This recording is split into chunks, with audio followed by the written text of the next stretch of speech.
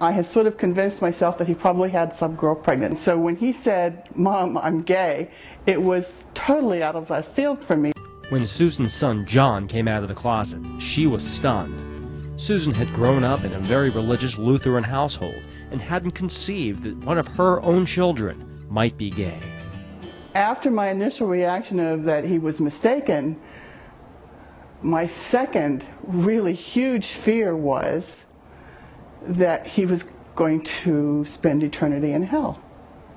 Susan and her husband Peter thought this was simply a phase or something that could be fixed through prayer or therapy. My husband and I both thought that this was a phase he was going through and he would outgrow it and, he would move on. But bottom line always was, somehow or another, we'll get him through this. We will fix him, was our kind of always there. The family went into denial, and this created a distance that had never been there before. Now, we went through about 3 years of what I like to call our family's version of don't ask, don't tell, where we told John that we wouldn't ask about his private life, his dating and so forth, and we just didn't want to know about it.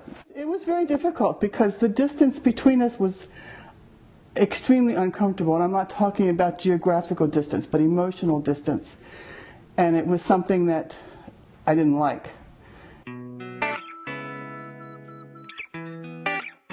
He was just always very calm, but very determined. "Mom, this is who I am." And it took me a long time to actually hear, and not just hear it with my head, but hear it with my heart, what he was saying.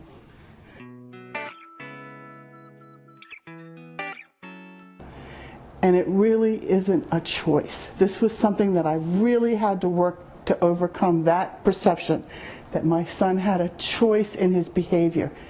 Because it doesn't matter if he ever had any kind of a sexual encounter with anyone ever in his life, he would still be a gay man. It is who he is inside. It's how God made him. And God doesn't make junk. And I know that when my children were little and I taught them, Jesus loves me, this I know, he didn't say only if you're straight. He just said he loves them. And I believe that with everything in me. I believe that. Today, Susan works to help other parents accept their children by volunteering with PFLAG, parents, families, and friends of lesbians and gays. I've seen so many kids, so many young people, and so many agonizing parents who just can't accept their children the way they are, and it breaks my heart. From Susan's experience, the ex-gay ministries are dangerous and harm families. And I know that there are some parents who think sending their kids off to an organization that promises they can change their child's orientation is best for their children. But I have seen too many, way too many, young people who've been through those experiences and the damage that trying to be something that they cannot be, what that has done to them. I know 2 moms personally whose children committed suicide because they couldn't live up to those expectations. Now I'm telling you, would you rather have a gay child or a dead child? There's no question to me, and I think most parents, if they're honest with themselves, would feel the same way. Susan's advice to parents struggling to accept their child.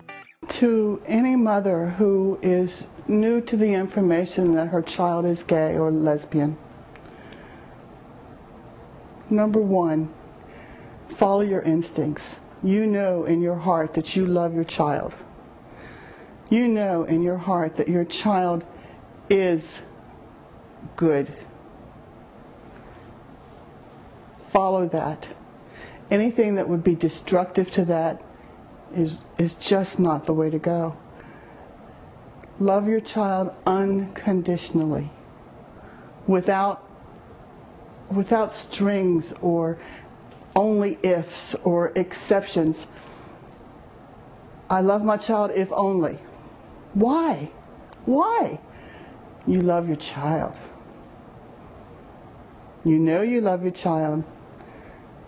Now just support him or her.